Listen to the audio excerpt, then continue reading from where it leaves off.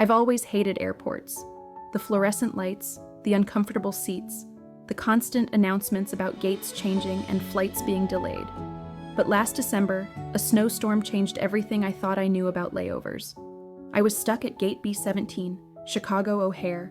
My connecting flight to Seattle had been pushed back, first by 2 hours, then 4, then indefinitely.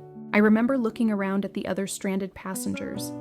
Everyone was frustrated, faces buried in phones, complaints muttered under breath. The gate area felt like a waiting room for everyone's worst day. I needed coffee, desperately. The kiosk near our gate still had its lights on, some kind of miracle at 11 p.m. I shuffled over, already rehearsing my order in my head. That's when I noticed him. He was standing at the end of the counter, holding 2 cups of coffee, looking slightly confused, tall. Gray-blue eyes that seemed to catch the overhead lights, hair that looked like he'd been running his hands through it for hours. He caught me staring and smiled. I accidentally ordered 2. Would you like one? It's a peace offering from the universe for this terrible night. I laughed. Actually laughed. The first genuine laugh I'd had all day. Only if you tell me your gate number, I said. If you're on my flight, we might be here until next Tuesday. He was. Gate B17. Same flight, same indefinite delay.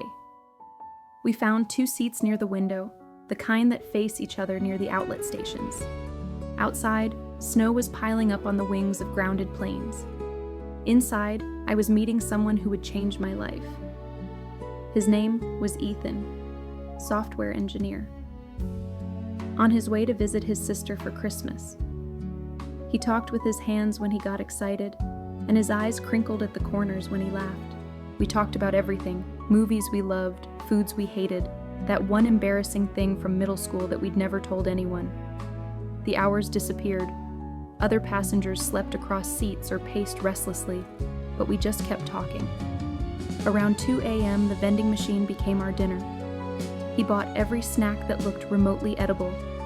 We spread them out on the floor between us like a picnic. Okay, serious question, he said, opening a bag of pretzels. If you could be stuck anywhere in the world, where would it be? I looked at him, at the snow swirling outside, at our little floor picnic. I think maybe right here isn't so bad, he smiled, that same smile from the coffee counter. But this time, there was something else in his eyes, something that made my heart do something unexpected. By 5 a.m., we watched the sun rise through the terminal windows. The snow had finally stopped. My head was resting on his shoulder. His hand had found mine somewhere around 4 a.m. and never let go. When they finally announced our flight at 6:15 a.m., I felt something I never expected.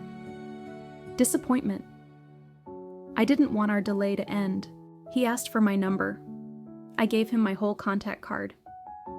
And then I did something I never do with strangers from airports. I kissed him goodbye at his connecting gate. That was 1 year ago. Last month, Ethan flew to my city. Not for a layover this time. He came with 2 cups of coffee and a question. He asked me to move to Seattle with him, to start our next chapter together. I said yes before he finished the sentence. Some people think airports are just places you pass through. Temporary stops between where you've been and where you're going. But I learned something in Gate B17 during that December snowstorm. Sometimes the delays are the destination. Sometimes the person holding extra coffee is exactly who you were supposed to meet.